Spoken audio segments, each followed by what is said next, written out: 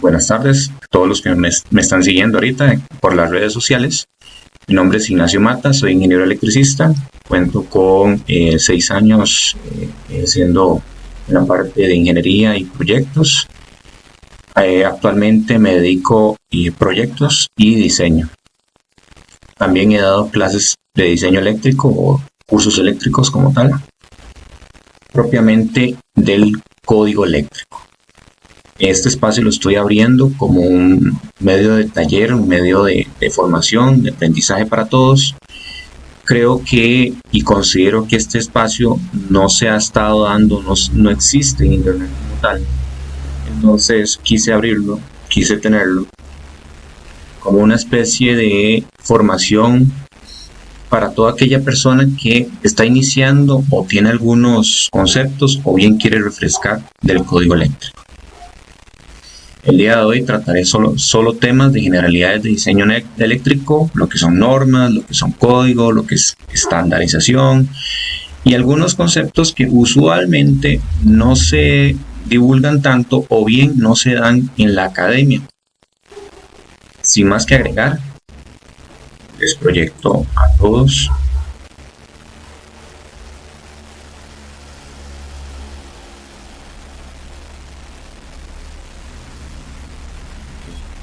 me indican si pueden ver la pantalla, por favor.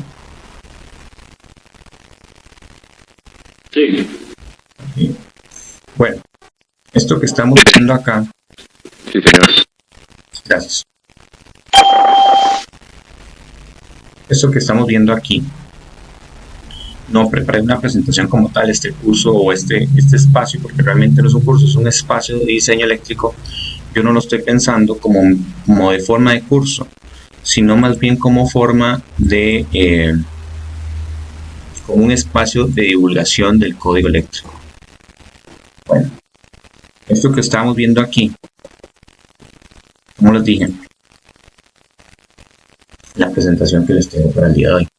Quiero dejar muy en claro que el código eléctrico no es un libro, no es un documento, que muchas veces la gente dice, sí, diseño eléctrico, e inmediatamente piensa que el código eléctrico es un manual de diseño, y eso es totalmente incorrecto. El código eléctrico no es un manual de diseño, sino es un libro, un documento que está hecho para o con la intención de dar una práctica a personas, o más bien la salvaguarda práctica de las personas. Lo que a este libro nos dice o nos da son instrucciones que están pensadas para que una instalación sea segura y que busque la salvaguarda de las personas y de la propiedad. No es una norma de diseño, o más bien no es un código que busca el diseño, sino más bien otros fines que son meramente la seguridad. Todo lo que este libro nos diga está pensado o busca ese norte. Eso como primer punto. La gente normalmente o en las academias dicen o hablan de diseño eléctrico, inmediatamente solo ven el NEC, y realmente no. El diseño eléctrico es una rama de la ingeniería eléctrica que engloba muchas tareas, engloba muchas, ¿cómo se llama? Engloba muchas conocimientos, engloba muchos documentos, y no es puntualmente este documento. Como suficiencia, en el artículo 9 o el artículo 90 de este libro, también nos dice que este código tiene disposiciones que se consideran necesarias para la seguridad, el cumplimiento de ellas y el mantenimiento adecuado, que darán lugar a una instalación segura, esencialmente libre de riesgos, pero no necesariamente, y eso es muy bueno dejarlo en claro, que este documento que vamos a empezar a analizar no es o no conviene o apta para un buen servicio o para ampliación futura de instalación. En otras palabras, no significa que lo que hagamos con este documento, la instalación sea pues barata o sea lo más eficiente. No, realmente el libro no busca eso. El libro lo que busca es seguridad. Ahora, El código no tiene la intención de ser una especificación de diseño, como ya lo dije, ni de servir como manual de instrucciones para personal no calificado. Toda aquella persona que usa este libro tiene que entender que esto es un manual de instrucciones para instalación. Ojo, no es lo mismo manual de instrucciones para personal no calificado. Lo que nos dice este libro son cómo se debe construir una instalación para que sea segura. Tiene, y eso sí es cierto, tiene algunos tópicos, tiene algunos puntos que son propiamente de diseño o que son de diseño. Incluso este libro, si usted busca documentos de la IEEE, va a ver que la IEEE y la NFPA se hablan. Entonces, cuando en algún momento se esté analizando coordinación de protecciones por el 242 o el 241 de la IEEE, no, vamos a ver que muchos de los parámetros que vienen ahí están en la 240 o en la 430. Y efectivamente es así, incluso lo que es la 300 también. Muchos parámetros, corrientes, o bueno, corrientes no, sino multiplicadores, que se hablan entre los dos documentos. Incluso ellos, en la IEEE hace referencia a la NFPA. Como base normativa, bueno, que en nuestro país el código eléctrico, si bien nosotros sabemos, ya muchos de los que están aquí saben que es ley, pues sí es ley de la República, pero ¿en qué estado se encuentra o en qué punto está como tal? A nivel jurídico existe algo que se llama pirámide de Kelsen. La pirámide de Kelsen o la pirámide kelsiana, bueno, aquí pongo un poco lo que es el significado, porque eso es algo importante, esto normalmente no se habla o no se conoce. Tiene que ver con un orden o un sistema jurídico escalonado, donde lo más alto va a representar lo que está por encima completamente de todas las normas, estándares o documentos que existen. En nuestro caso es la Constitución Política.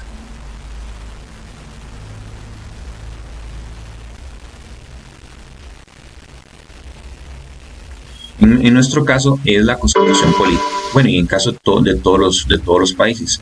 De acuerdo con Kelsen, el sistema no es una cosa que la forma en que se relacionan un conjunto de normas jurídicas y la principal formación está de relacionarse de estas. Entonces ahí ven las formas de prioridades, de menor a mayor. El código eléctrico lo vamos a encontrar en nuestro país en la mitad. Más o menos por aquí está el código eléctrico. Ya vamos a ver por qué. Porque realmente el código eléctrico es un reglamento que se hizo como una ley, o sea, un decreto como tal. Entonces está ubicado aquí. Por encima del código eléctrico va a estar los tratados internacionales y la Constitución Política. Es decir, si el código eléctrico dice hágase de esta manera, pero la Constitución Política dice no, se hace de esta otra manera, quien tiene más poder es la Constitución y por tanto hay que respetarla, igual con los tratados internacionales. Esta imagen aquí la estoy referenciando, realmente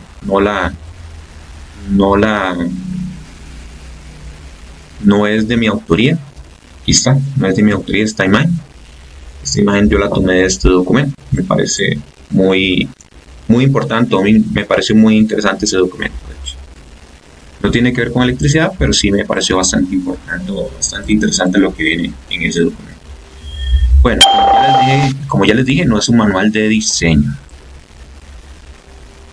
Otra cosa que hay que tener claro en el diseño eléctrico o en todas las ramas de la ingeniería es que es un código, que es un estándar y que es una norma. Normalmente nosotros enredamos o pensamos que todo es lo mismo y no es así. No es así. Muchas personas dicen, es que el código, el estándar y la norma es lo mismo. Y no es así. Un código es un documento de acatamiento obligatorio, es decir, es una ley. Decreto es un decreto emitido por el gobierno de acatamiento obligatorio mediante una ley. Un estándar puede ser, bueno, un estándar realmente no es obligatorio, es un documento que lo que indica en sus páginas no es obligatorio. Son especificaciones técnicas, criterios precisos que son utilizados consistentemente como reglas, guías o definiciones de características para asegurar que los materiales, productos, procesos, servicios cumplan su propósito. Entonces nosotros tenemos algunos documentos, por ejemplo el reglamento, aquí está, Nacional de Protección contra Incendio, aquí está, de bomberos. Esto es un código, esto es de acatamiento. Lo que indica en sus páginas se debe realizar. El código eléctrico es otro documento que es de acatamiento obligatorio. Entonces, lo que indique esas páginas, lo que nos muestren esas páginas, plenamente es ley de la República. Ahorita vemos por qué es ley de la República, porque se convirtió en un documento que no es de Costa Rica, es un documento de otro país, es de Estados Unidos, fue creado ahí. Incluso la NFPA como tal nació gracias a un incendio que hubo en 1800, al final del siglo XIX, en Estados Unidos, en Chicago, para ser exactos. Ahora no preciso el año. Y ahí nació la NFPA, o nacieron ya la información, o la necesidad. Salió la necesidad debido a que hubo grandes pérdidas materiales y de vidas. Entonces, ahí nació la NFPA 1, la NFPA 13 y en algún momento nació la NFPA 70. Entonces, en Costa Rica tenemos varios documentos, estos son dos, que son ley de la República.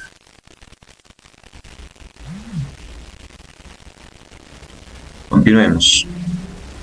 Como estándares, podríamos traer los documentos de la ANSI. Algunos documentos de la ANSI podrían ser tomados como estándares incluso, porque algunos se comparten con la IEEE, de hecho. Entonces la IEEE podría más bien tomarse como una norma. Los documentos de la IEEE, la UL, la TIA, incluso algunos de la NFPA. El NEC es un libro de la NFPA. Algunos, no todos. El 101 es un código. El 70 es un código. Documentos de la IEC pueden ser tomados como normas. ¿Y qué es una norma? Bueno, la norma realmente es un documento que indica recomendaciones aplicadas y aceptadas de forma voluntaria que pueden ser de uso obligatorio o no. Una unidad reguladora emite una serie de requisitos de obligatorios para el cumplimiento respecto a algún tema en particular de la organización. Entonces está hablando de empresas, está hablando de algún organismo. En nuestro caso tenemos una unidad que regula los servicios y que lo que indican ellos, los documentos que indican ellos, sí son obligatorios. Entonces en este caso podemos decir con claridad que son de uso obligatorio, aunque hay algunos que no son de uso obligatorio. Por ejemplo, estos dos que son de aquí, que no son de la ARECEP, sino son de la IEEE. Bueno, esta es de la IEEE y esta es de la NFPA, pero las de la ARECEP sí son de uso obligatorio. Por ejemplo, tenemos aquí POACEN, SUCAL, SUCON, SUMEL, SUSAL, SUINAC y algunos otros más. En diseño eléctrico nosotros nos vamos a enfocar en lo más posible es en SUCAL, un poco en SUCON, un poco en SUMEL, SUINAC como tal, ese sí lo vamos a usar bastante. Son documentos que propiamente tienen pautas que se deben de seguir o deben de existir, ya sea para el diseño, sea para la comercialización de la energía, sea para la calidad del suministro eléctrico, etc. Y como les comenté, hay otros documentos que son estándares, pero que no son de carácter obligatorio. Ahora sí, ¿por qué el Código Eléctrico es ley de la República? Bueno, el Código Eléctrico es ley de la República porque salió el 15 de febrero del 2012, miércoles 15 de febrero del 2012, en la Gaceta número 33, la indicación de que es oficial, se oficializa en Costa Rica el Código Eléctrico, incluso aquí está, más abajo. En su momento era el NEC 2008, en su versión en español, como Código Eléctrico para Costa Rica. Ahora bien, este código, que es el NFPA desde Estados Unidos, en Costa Rica le cambiamos el nombre y se llama Código Eléctrico de Costa Rica para la Seguridad de la Vida y la Propiedad. Ese es el nombre oficial que el Código Eléctrico NEC tiene en nuestro país. ¿Por qué? Porque lo dice la Gaceta y porque así fue como lo llamaron. En su momento, como les dije, era el NEC 2008, con la excepción del artículo 90 y de aquellos artículos que se encuentran afectados en este reglamento. Importante. es de acatamiento obligatorio para todos aquellos profesionales y técnicos calificados con competencia para diseñar, instalar, renovar, modificar, adicionar, supervisar, aprobar, verificar y revisar los sistemas eléctricos. En otras palabras, a todas aquellas personas que nos compete estar en una instalación eléctrica, sean ingenieros y sean técnicos calificados, debemos de conocer la ley. Esto es ley. Nació como ya a partir del 2012, nace como ley oficial en Costa Rica. El NEC realmente existía incluso desde los años 70, desde que los ingenieros electricistas fueron a estudiar a México y se trajeron el documento. Unos ingenieros de esa década que fueron a estudiar allá, se capacitaron y trajeron el documento. Desde esas épocas en Costa Rica existió, incluso hubo un antes, existieron normas que eran como una traducción del NEC, pero una traducción hecha aquí en Costa Rica. A partir de ese año, a partir del 2012, hicieron una pausa y dijeron, bueno, no, vamos a adoptar completamente el NEC en su versión en español, la que traduce la NFPA para nosotros, con la única excepción del artículo 9. Bueno, así, en otras palabras, esto es cómo se oficializó. Luego hubo un par de reformas. Una se dio el 8 de febrero del 2019 y otra se dio el 18 de febrero del 2022. Con esta no me voy a meter porque realmente no hubo cambio a nivel de forma de qué documento vamos a usar. En esta hubo una adición en unos aspectos que tienen que ver con verificaciones y algunos otros puntualmente en ese ámbito. Ahora, en el 2019, el 8 de febrero del 2019, hubo una reforma al artículo 1 del decreto anterior del 2012. Para este año, lo único que hicieron fue básicamente eliminar eliminaron la parte que decía NFPA 2008 y lo que hicieron fue la última versión actualizada en español emitida por la NFPA. Y aquí viene la pregunta, bueno, pero es que ya vamos por la 2020, bueno, pero es que ya a nivel de NFPA, ya existe la NFPA 2020 en español, ya existe la NFPA 2017 en español, pero ¿por qué en Costa Rica seguimos con la 2014 si aquí dice muy claramente en la última versión en español? Bueno, por lo que dice la siguiente parte de la coma, con excepción de a partir de aquí realmente, y de aquellos artículos que se encuentran en no lo puse, perdón. Bueno, si ustedes leen esta norma, o si ustedes ven este decreto más bien, este decreto lo que les va a decir más adelante es que la entidad encargada es el MEIC. Aquí no lo coloqué, pero realmente el decreto lo dice muy claro. Es el MEIC el ente encargado de dar ya de manera oficial. Por eso es que en Costa Rica todavía no se ha promulgado que se use el NEC 2020 y el NEC 2017 en español, alguna versión de esas, sino el 2014, porque cuando nace este decreto, o esta reforma, viene con el NEC 2014 en español, cuando salió esta reforma. Por eso es que en Costa Rica se usa el 2014 en su versión en español. Cuando el MEIC se haga su comunicado e indique que es el NEC 2020, ahí pasaremos a usar NEC 2020 o 17, según sea el comunicado. Pero por el momento no ha habido un comunicado oficial en el cual nos dé una pauta que usemos otro documento. Claro está, no está mal leerse el 2020, no está mal leerse el 2017 para entender o para conocer qué cambios vienen o hacia dónde van. Al menos yo recomiendo leérselos. No significa que lo que diga ahí deba realizarse, porque no son ley. No es un documento válido en Costa Rica, el válido es el 2014. Pero sí es bueno para ir conociendo los cambios que vienen. ¿Por qué? Porque si uno quiere entender el código eléctrico, una recomendación siempre es léase códigos anteriores, léase el código que le corresponde y léase códigos nuevos. ¿Por qué? Porque así usted ve una trazabilidad de a dónde vamos y de a dónde venimos y para dónde vamos. Y así muchas secciones se quedan incluso hasta más claras.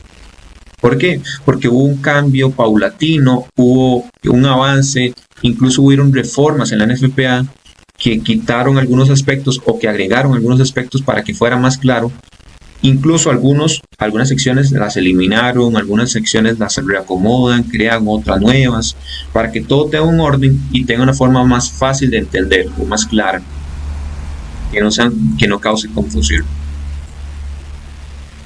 Vuelvo y repito, no es un manual de diseño, es un libro que nos da instrucciones para la instalación. ¿Que tiene tópicos de diseño? Sí, sí tiene tópicos de diseño. A nosotros al leer el código eléctrico, incluso yo lo puedo abrir. Esto viene antes del artículo 90. Esta edición del 2014 incluye las siguientes características. A partir de aquí, lo que me gustaría es que quede bien claro cómo leer el código eléctrico. Esto es importante porque muchas veces agarramos el libro y no entendemos qué significa una sección, o no entendemos qué significa algún numeral o algún símbolo en especial que tenga, algún sombreado. Y esto usualmente a veces en la academia se pasa por alto. Y es, de hecho, la forma como se debe entender o como se debe empezar a estudiar, debido a que este es el vocabulario que va a usar. Si de pronto dice debe permitirse, ¿qué significa debe permitirse que la canalización sea de esta forma? O no debe permitirse, bueno, ¿qué significa eso? Si usted conoce bien lo que significan esas palabras, muchas secciones, incluso casi que todas, serán de una forma muy fácil de comprender. Lo resalté para que quede bien claro. Los cambios distintos o de distintas ediciones en este código, en este que está aquí, si por ejemplo en el 2011, el 2008 al 2014 hubo un cambio, va a aparecer en color gris en este código. No sé, que de pronto en las versiones anteriores, en el 2011 y el 2008, decían, o en el 2011, que es la versión anterior, decía no debe permitirse, y en esta sección dice debe permitirse. Ese debe permitirse va a aparecer sombreado. Si viniera una N al inicio del párrafo a la izquierda, lo que venga a partir de ahí es un adicional, es algo que no existía, o hubieron muchos cambios, entonces hicieron una sección distinta. Entonces es algo nuevo como tal. Cuando se han eliminado algunos párrafos, lo que viene es un punto negro. Aquí tengo dos ejemplos claros. Estos son del artículo 100, definiciones. Lo que es controlador de carga, ven aquí, indica una N. Esto no existía en la versión 2011. Entonces, como vienen a agregarlo, ponen una N. Y también otra definición de lo que es coordinación selectiva, como paréntesis, que no es lo mismo que coordinación de protecciones, pero bueno, continuemos. Coordinación selectiva, vean que aquí hubo un cambio por completo. Entonces, o más bien un cambio por completo no, sino una adición en la sección como tal, en la definición. Entonces, por tanto, le agregan el resaltado en gris, el remarcado. Ya con esto claro, creo que ya es bueno de ir entrando también en cómo está dividido el código eléctrico. Este libro está dividido en 9 capítulos y anexos. Los primeros 4 capítulos son o se aplican de manera general, es decir, para todas las instalaciones debe cumplirse con lo que está en el capítulo del 1 al 4. El capítulo 5, 6 y 7, que son ocupaciones especiales, equipos especiales, condiciones especiales, pueden modificar o complementan lo que anteriormente se leyó o se conoce. El capítulo 8 es un capítulo que no está sujeto a los requisitos del 1 al 7, excepto donde se haga específicamente referencia. El 9 son tablas que se hace según se haga referencia, y el 10 o el anexo como tal solamente es informativo, no es obligatorio. Después de esa división de capítulos, para mí, yo considero que es importante conocer esta subdivisión dentro de los capítulos. ¿Por qué para mí es importante? Considero yo que es importante. Bueno, porque si uno quiere saber exactamente qué dice una sección, debe saber qué parte es, qué artículo es y qué capítulo es. Eso a uno le da una idea qué estamos hablando y qué es lo que me está dando idea qué idea me da para resolver un tema en específico. Entonces, el NEC se divide por capítulos, como ya lo saben, y los capítulos también se subdividen en artículos. Estos a su vez se subdividen en partes y estos a su vez se subdividen en secciones y subsecciones. Es decir, si yo quiero, por ejemplo, ver acceso a bóvedas y túneles, yo me voy al capítulo 1, al artículo 110, parte 5, subsección 110, 76, si lo que quiero ver son cerraduras, subsección B. No es válido decir el artículo 110, 76B. Realmente no, porque el artículo son estos. Son las divisiones de los capítulos. No es esta subdivisión completa. Estos se llaman secciones, estos se llaman partes, estos se llaman artículos y estos se llaman capítulos. Lo mismo sucede con cada uno de los capítulos. Cada capítulo tendrá sus artículos, que son, por decirlo así, como una biblioteca dentro de una biblioteca. Y dentro de la segunda biblioteca tenemos ya ahora sí los libros. Y esto vendría a ser como un contenido en específico que tenga el libro. Una sección en específico que tenga el libro. Entonces, de pronto, nos estamos analizando accesos a bóvedas y túneles y vamos a analizar lo que son ubicaciones. Pero bueno, ¿de qué bóvedas y túneles estamos hablando? De pozos de inspección y otros envolventes eléctricos proyectados para la entrada de personal y todas las tensiones. ¿Con base en qué o según qué? De requisitos para instalación eléctrica, generalidades. Si de pronto esta sección vendría más bien en la parte 2, entonces me está hablando a mí de accesos a bóvedas y túneles para requisitos de instalaciones en 600 voltios nominales o menos. Entonces esto no me podría aplicar para instalaciones en 600 voltios o más. Por eso es importante, considero yo, que es leer el título, incluso leer la parte, leer el artículo y leer el capítulo para saber de qué rayos me está hablando o qué me está hablando el código eléctrico. Ya al leer el texto, y ahora sí tengo una claridad tengo un panorama exactamente de lo que necesito o de lo que estoy. ¿Por qué? Porque si yo voy a la versión PDF del código eléctrico y le pongo, no sé, cajas, y cajas es una palabra que me puede aparecer en muchas partes del código, pero de pronto todas esas secciones que estoy leyendo, ninguna me sirve. ¿Y cómo me doy cuenta? Bueno, teniendo todo el contexto de lo que se está dando. Muy importante. Anteriormente yo les comenté que el código eléctrico no es un manual de diseño, aquí se los comenté. Ya hasta aquí tenemos claro qué es el código eléctrico, qué es una norma, qué es un estándar, incluso cuál es el orden jerárquico que tiene dentro de un orden jurídico, de un sistema jurídico. Y aunque el código no es un manual de diseño, cuando la instalación se diseña, el siguiente paso es la construcción. En la construcción entra el código a regir completamente, porque ahí sí es un manual de instalaciones, es un manual de instalación. ¿Qué pasa ahí? Si el diseño no fue bien elaborado, el freno va a ser el NEC.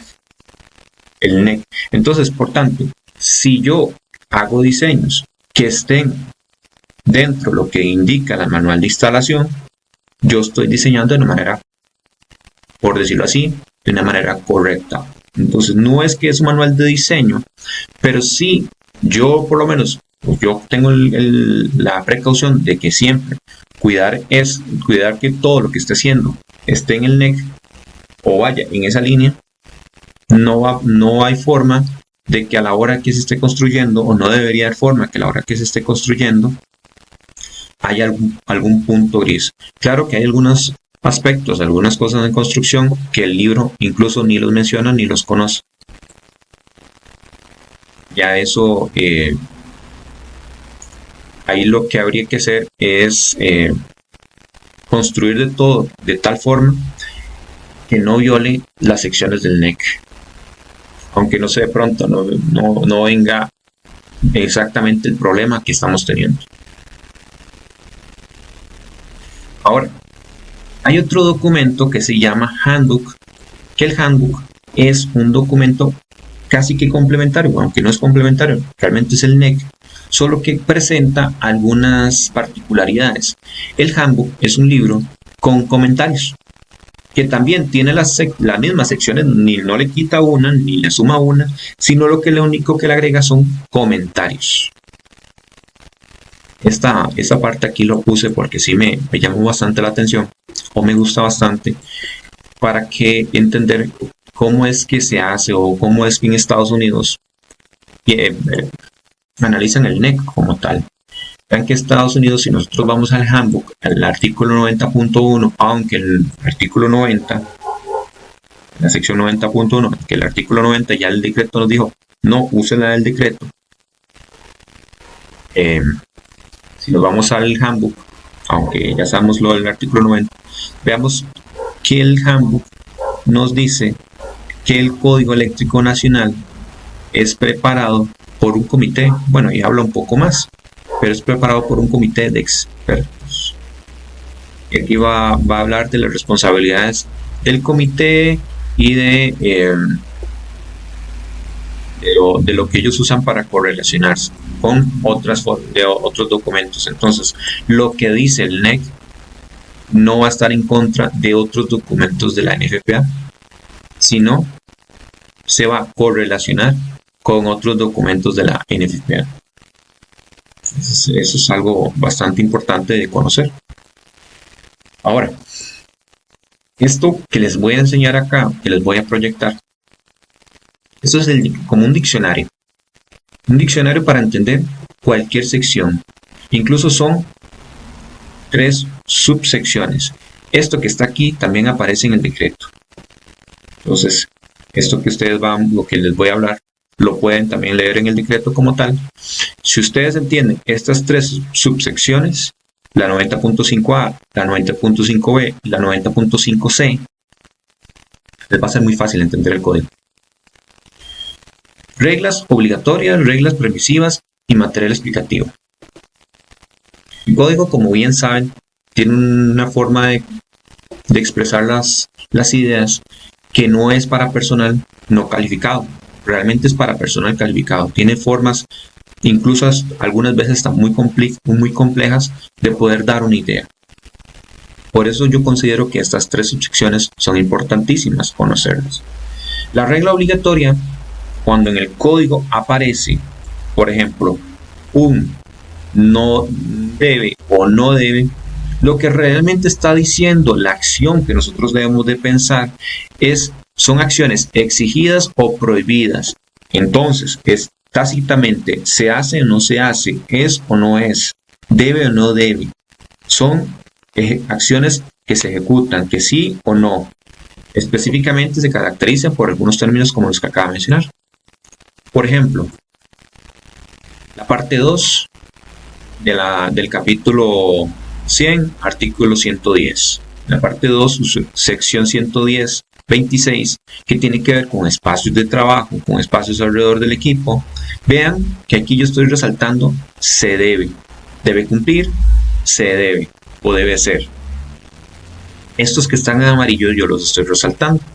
Entonces veamos o leamos qué es lo que dice.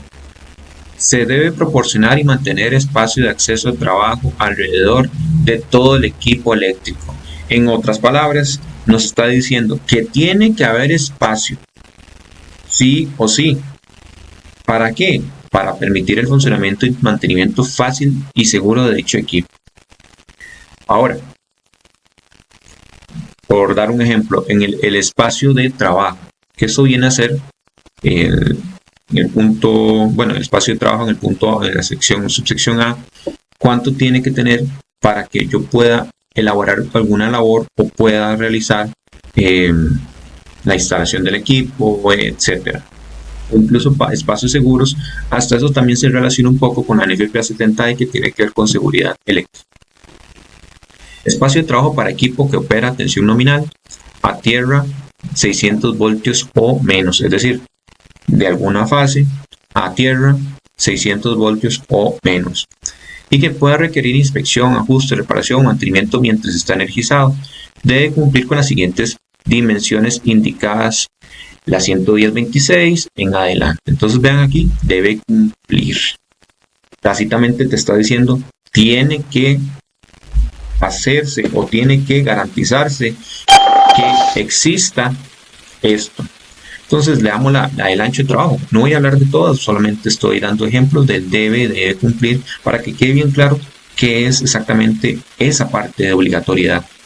En el espacio de trabajo, vean por ejemplo en el ancho de trabajo, debe ser de 30 pulgadas. Entonces, debe ser de 30 pulgadas. Ahora el handbook, incluso otros documentos, este es de Michael, aquí también hago referencia a qué documento. Habla de que se pueden traslapar, pero tácitamente tiene que existir. Entonces, si yo estoy dimensionando un cuarto eléctrico, en este caso, vean que si lo estoy haciendo, el NEC me dice, debe cumplir tácitamente. Al dimensionar usted en la parte eléctrica, usted a la hora de decir o sentarse con el ingeniero civil, con el arquitecto, sabe que tiene que cumplir sí o sí con estos requerimientos. Si no, lo que está haciendo es violando la ley. Ahora, pasemos un poco el capítulo. Ya sabemos que ya entendemos que son reglas obligatorias. Reglas permisivas. Las reglas permisivas son aquellas que identifican acciones que se permiten pero no se exigen, no son obligatorias. Es decir, si usted quiere las hace, si usted quiere no las hace. Se caracterizan por palabras como debe permitirse, no debe requerirse, da un poco más de libertad. Entonces, por ejemplo, aquí vean, debe permitir. Y aquí lo leímos, debe permitirse. Entonces, por ejemplo, aquí estábamos viendo lo de los espacios de trabajo al ancho del espacio de trabajo. Entonces, yo sí tengo que garantizar que sean 30 pulgadas, es decir, lo dice 762 milímetros. Punto. Pero debe permitirse o debe permitir abrir por lo menos 90 grados. Bueno. Debe permitirse, vean acá, por ejemplo, viviendas multifamiliares. El capítulo 2, artículo 220, sección 220-84, subsección A. Cuando nosotros diseñamos, recordemos, diseño no es el código eléctrico, pero si no estamos violando el código, bien, mi diseño va acorde a lo que dice la instalación o lo que va a hacer instalarse. No está violando el código, pero bueno. Si nosotros diseñamos nuestra multifamiliar, estamos diseñando multifamiliar, muchas veces tal vez pasamos de alto o por alto, que también existen varios métodos. Está el método estándar y está el método opcional. Normalmente nos vamos con el opcional y eso es lo único que existe. No, también existe el estándar. El método opcional, que es este que está aquí, el 22084, si leemos el código eléctrico y buscamos esta sección, vamos a ver que esto está dentro de la parte opcional. Parte 5. Debe permitirse que calcular la carga del alimentador o de la cometida que alimenta 3 o más unidades de vivienda de una vivienda multifamiliar. Bueno, para los que tal vez no conocían, tiene requisitos usar ese método opcional para multifamiliar. Estos dos. Yo los veré en algún momento. Ahorita no me voy a meter. Pero estos sí tienen que darse. Si usted está usando esto, tiene que cumplir estas condiciones. Entonces, si usted quiere diseñar con el método estándar, perfecto. Es el método que está en el NEC. Pero el NEC también le permite poder dimensionar la cometida con este otro método. Si usted quiere lo usa, o si usted quiere no lo usa. está en su libre albedrío. Ahora, aquí les pongo, no sé, de pronto un ejemplo de cómo usar el tomado de un libro que me gusta mucho. Es esto. Hago referencia también al autor. Este está el documento y entonces aquí nos explica cómo ejecutarlo, que es este método del 2084. No sé, de pronto método estándar, método cálculo opcional para multifamiliar. Y paso a paso qué es lo que se debe ejecutar, cargas de iluminación, electrodomésticos, lavandería, no sé, de pronto estamos hablando después de salidas especiales y motores, equipos de calefacción, sumatoria. Si por ejemplo hay cargas o hay espacios que son de áreas comunes, cómo se debe pensar, después cómo se calcula la parte de la protección, del conductor de fases, del conductor de neutros y por último el conductor de puesta a tierra. Eso es un ejercicio. Después desarrollaremos algunos ejercicios en esa línea. Y para terminar, existe algo que se llama material explicativo, que realmente es información y no es obligatorio. Lo que indica eso es que, por ejemplo, si se lee, lo que se lee ahí se hace solamente para explicar algo o para dar alguna idea, pero no es obligatorio. Por ejemplo, la famosa caída de tensión. Tal vez para muchos dicen, no, es que la caída de tensión está en el NEC. Sí, está en el NEC, pero está como una nota informativa. Solamente hay una caída de tensión que tiene que darse y es en una condición especial, pero por lo general la de alimentadores, acometidas y ramales, por lo general las que dice el NEC son de carácter informativo. Si usted quiere lo cumple, si usted quiere no lo cumple. Ahora mi recomendación es que lo cumpla. Solamente incluso hay una caída de tensión para sistemas especiales que también está en el NEC, pero ya se hizo una sección como tal, no una nota informativa donde te dice incluso hasta qué valor tiene que ser mínima. Tengan cuidado nada más con algunos aspectos, tal vez esto no lo conocí. Es una nota informativa, en su mayoría para casi que todo lo que construimos. Entremos un poco más en generalidades técnicas. Como les dije, hoy es un día para generalidades. Hoy es un día de estándares, normas y códigos. La siguiente sección es plenamente cálculo. A partir de la siguiente sección vamos a empezar con acometidas. Vamos a empezar con alimentadores. Cómo se calcula, cómo se piensa una acometida y un alimentador para sistemas residenciales. Empezando por unifamiliar, después pasando multifamiliar y cerrando con bifamiliar. Después seguiremos con algunos aspectos, como por ejemplo, qué pasa si tenemos un inmueble multifamiliar y ocupamos dimensionar un transformador, cómo se dimensiona un transformador. Pero hoy es plenamente generalidades. ¿Qué me dice el NEC y cómo yo debo entender? Porque estamos conociendo el diccionario del NEC. A partir de la segunda sección para adelante ya se sabe cómo habla el NEC. Entonces cualquier sección que se lea debe quedar clara, debe ser fácil de entender de forma fácil. Bueno, acometida. Los conductores y el equipo para entrega de energía eléctrica desde la red local. Entonces, la acometida no es cualquier cableado. Y esto es un error que se comete muy frecuentemente. Decir la acometida a todos los cables de la instalación, ¿no? La acometida solamente es desde los conductores o conductores y el equipo para entrega de energía eléctrica desde la red local público hasta el sistema cableado del inmueble. En otras palabras, hasta aquí, desde el sistema de derivación secundario, mal llamado pentagrama, hasta nuestra desconexión principal. Incluso también involucra lo que es la parte del medidor. Eso es toda la acometida. También tenemos lo que es, esta acometida se puede presentar de manera subterránea o de manera aérea. Incluso tiene algunos conceptos adicionales como acometida lateral y bajada de acometida, dependiendo de si la acometida es subterránea o es aérea. No sé, de pronto lo que es conductores de bajada y lo que son acometida lateral cuando es subterráneo, que va del sistema de derivación secundario del transformador hasta el punto de servicio, o como le dice el NEC, punto de acometida, que es el punto de conexión entre las instalaciones de la empresa suministradora y el cableado al inmueble. Están sus dos presentaciones.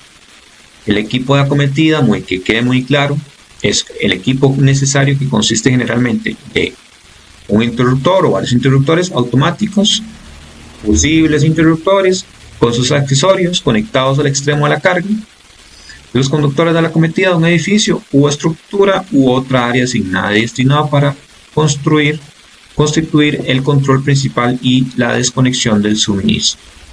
En otras palabras, el equipo de acometida viene a ser todo aquel accesorio o todo aquel medio para desconexión. Incluso, veanlo acá, este es el equipo de acometida.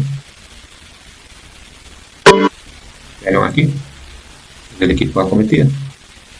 Veanlo acá, este es el equipo de acometida. Ahora bien, nosotros en SUINAC tenemos unas figuras que también debemos respetar incluso. No me voy a meter en no sé cuánto va a ser la separación, cuánto tiene que ser la caída del conductor, no me voy a meter en absolutamente nada de eso, eso se podrá ver luego.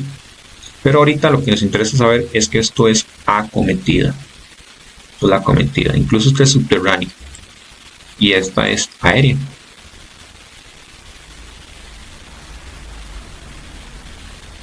Para los que gustan ya conocer un poco más, SUINAC, figura 3, por ejemplo, aquí podemos ver cuánto es la distancia que debe cumplirse para el conductor de bajada, con respecto a la calle, con respecto a la acera. El artículo 3, artículo 310, habla también de esto. Alimentador. El alimentador viene a ser lo que mucha gente llama acometida, que realmente es todo aquel conductor de un circuito entre el equipo de acometida, la fuente de un sistema derivado separado u otra fuente de suministro de energía eléctrica y el dispositivo de protección de sobrecorriente final del circuito ramal. En otras palabras, si este es el equipo de acometida hasta el último OCPD, el último dispositivo de protección, todo aquel cableado se va a llamar alimentador. Ahora bien, también tenemos otros alimentadores, otros conductores, por ejemplo, de un generador a un tablero, de una transferencia a un tablero, de un generador hacia una transferencia, que se llaman alimentadores. Incluso los del transformador, un transformador seco que esté dentro de la instalación, también es un alimentador. La acometida solo es una, y es esta. El resto son alimentadores o lo que vamos a ver más adelante, circuitos ramales. El circuito ramal es un circuito de control. Vean que aquí esto apareció con una N. Entonces esto fue adicionado. Esto no estaba, esta definición. Propiamente, bueno, aquí ustedes pueden ver en el artículo 100 varias definiciones de circuitos ramales o de circuitos de control. No me voy a meter en todas, solo me interesa esta. Ok, ¿qué hay más?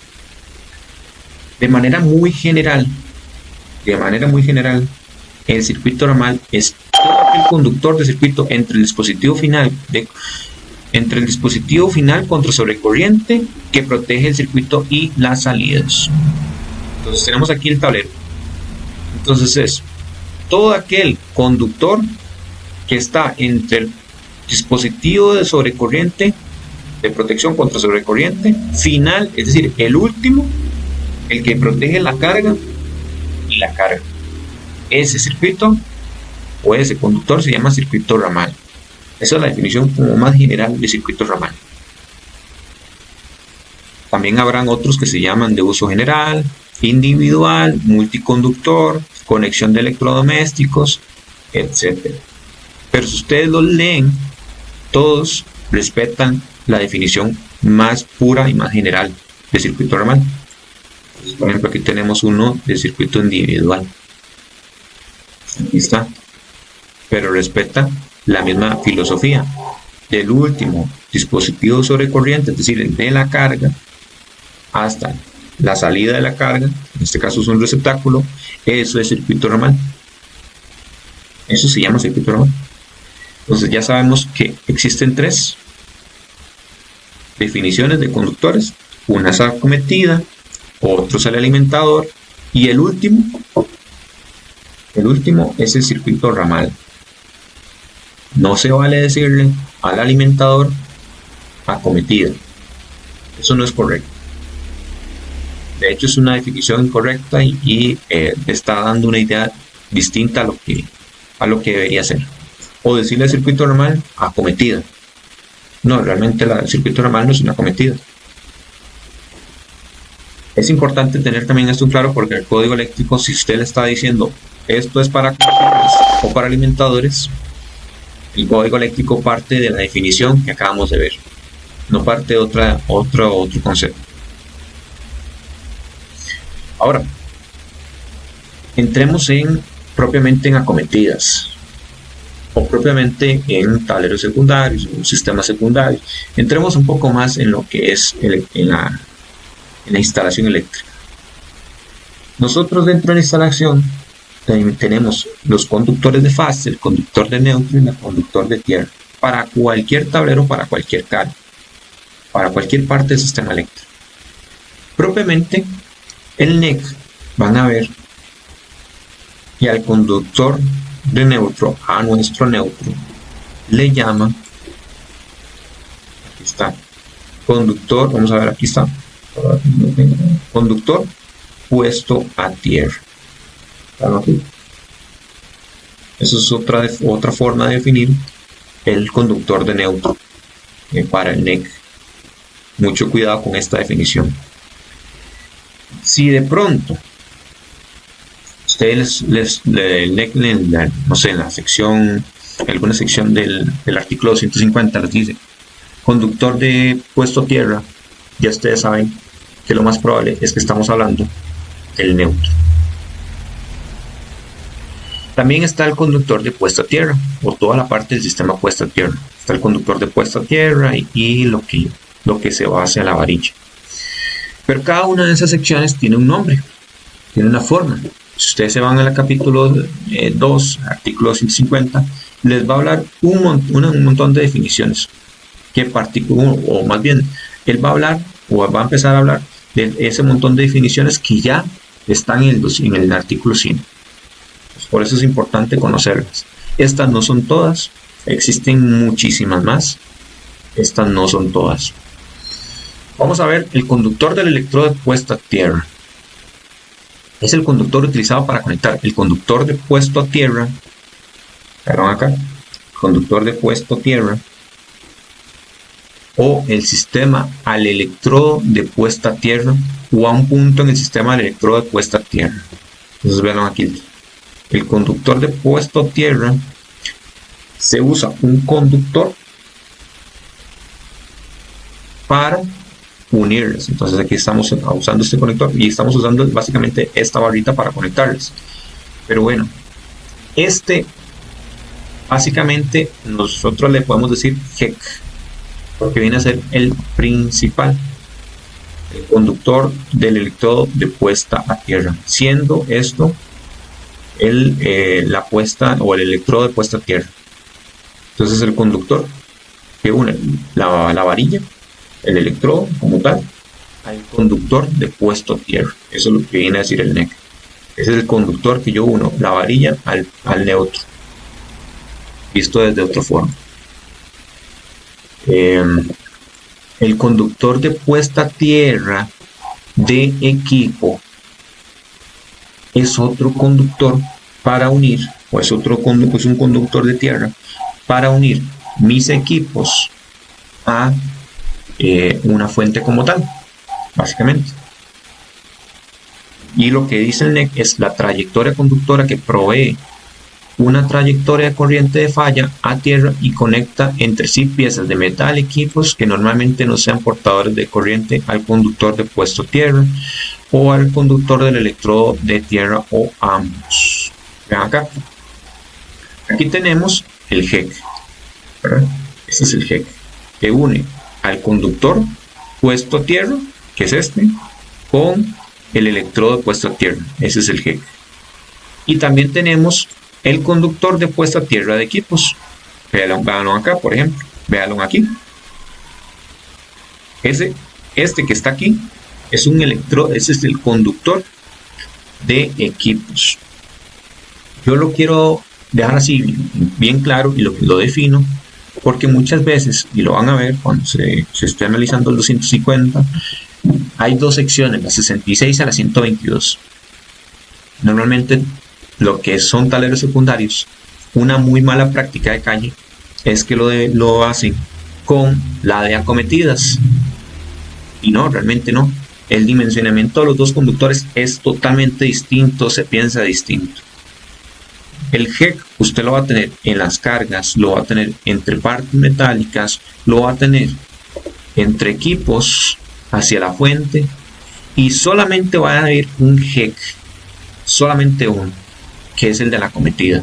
A partir de ahí no hay más GEC, a menos que tal vez exista otro en un sistema distinto o algo. Pero el NEC nos tendría que definir o nos tendría que dar una pauta, una excepción o algún punto. Bueno, esos son esos tres conceptos. Ahora, muy importante, aquí hablamos de aquí ponemos aquí algo que se llama puesto a tierra. Básicamente el puesto a tierra es conectado a tierra o a cualquier cuerpo conductor que exista la conexión de tierra. Puesto a tierra. En inglés las definiciones son mejores para mí, son más claras. En español, a mi gusto, no quedan algunas tan claras. Por ejemplo, conductor de puesto a tierra puede confundirse con puesto a tierra, pero vean que aquí no existe el conductor, la palabra conductor. Mientras que en inglés esto nunca existió. Es grounding o un grounded, punto. Entonces, puesto a tierra vendría a ser la conexión. Nosotros, por el NEC, tenemos tres formas de conectar el neutro y la puesta a tierra, o tres puntos que permite el NEC, que sería antes de la contuleta botaguas, en el medidor o en el desconectador principal. Esto yo lo pongo aquí porque a mí me gusta siempre dejarlo claro, porque muchas veces hay mucha gente que dice, no, póngalo en el medidor y aunque la casa esté a 50 metros, vuélvalo a poner el desconectador principal. No es así. Esta conexión solo se hace en un punto nada más, según lo que indica el código eléctrico. En un solo punto, usted elige en cuál. Ahora, por compañías, en Costa Rica normalmente se acostumbra en el medidor, pero puede usted realizarlo en algunos tres lugares, porque el código lo permite. También está en la acometida entre el conductor del circuito puesto a tierra y el conductor de puesta a tierra de equipos. Bueno, aquí es este.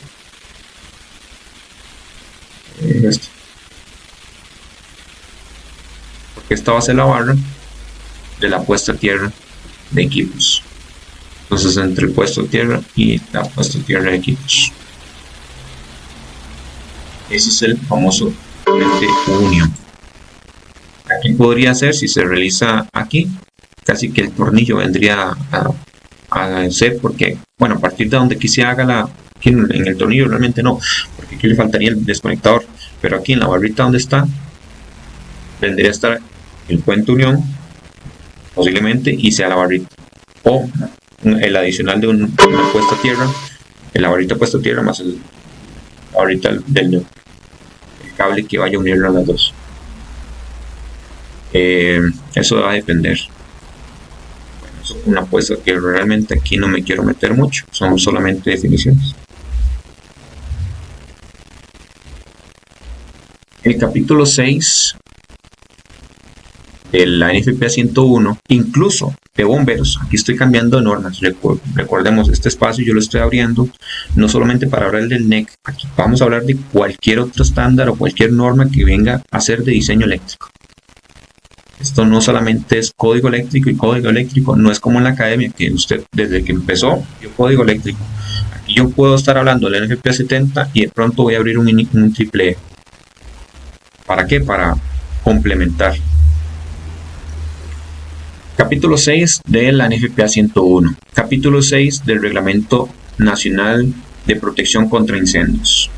El capítulo 6 de ambas normas o de ambos estándares, en el caso de este es un reglamento y este es un código, de ambos documentos viene a ser la clasificación de ocupación y riesgo de los contenidos. En la NFPA, esto de la NFPA, los clasifica de la siguiente forma.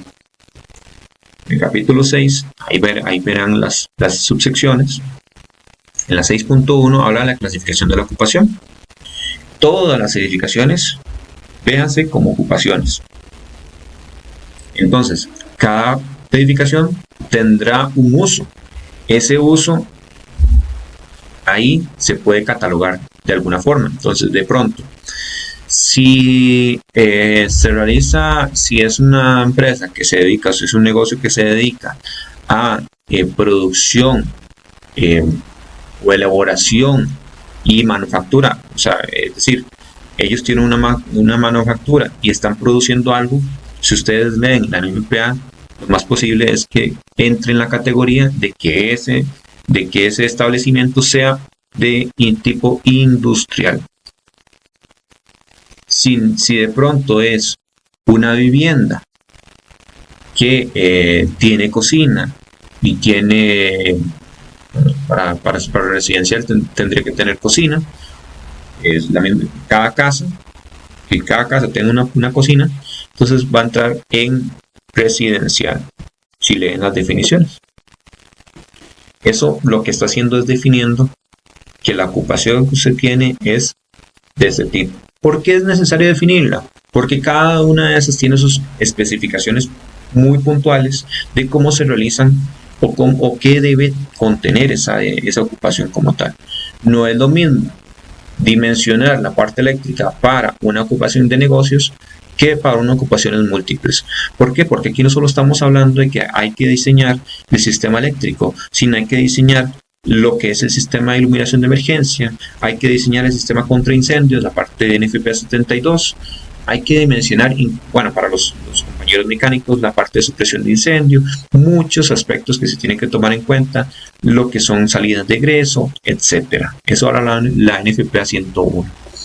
En lo que es el reglamento de bomberos, como que si ustedes lo leen, es muy parecido. Tal vez expanden algunos otros y los ordenan de una manera un poco distinta. Si ustedes ven, igual, tiene categorías, tiene ocupaciones y algunos se subdividen. Nosotros ahorita vamos a analizar la residencial. Esa es la que nos va a interesar analizar a partir de hoy. Si ustedes ven por definición, la NFPA 101, que es el Código para Seguridad Humana, la subsección 1.8 del capítulo 6 nos va a definir vivienda unifamiliar y bifamiliar, ocupación residencial y ahí en adelante. Entonces, ocupación residencial viene a ser una ocupación que provee comodidades para dormir con fines diferentes que los de cuidado de salud o de detención y correccional. Si queremos saber qué tipo de ocupación residencial es, puede ser de vivienda unifamiliar, bifamiliar, huéspedes o pensión, hotel, dormitorio y edificio de apartamentos.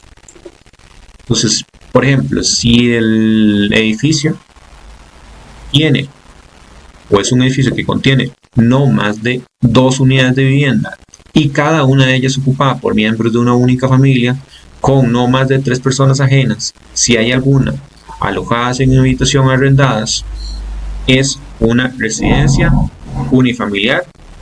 En ese caso, si serían más 2 unidades de vivienda, bifamiliar. Y si no, es unifamiliar. Si, por ejemplo, el edificio, parte del edificio, de un edificio que no califica como vivienda unifamiliar o bifamiliar, que provee comunidades para dormir para un total de 16 personas o menos en un régimen transitorio permanente, sin servicio de asistencia personal, con comidas y sin ellas, pero sin instalaciones separadas para cocinar para ocupantes individuales, si cae dentro de esa categoría, es casa de huéspedes o pensión. Y ahí ustedes podrían seguirla leyendo, eso es de la NFPA 101. Es importante siempre saber en qué ocupación estamos para saber qué diseñamos. Según lo que nos dice el Código Eléctrico, artículo 100, definiciones, ya para ir cerrando este espacio, hoy es corto, son solamente definiciones las más básicas, no es cálculo.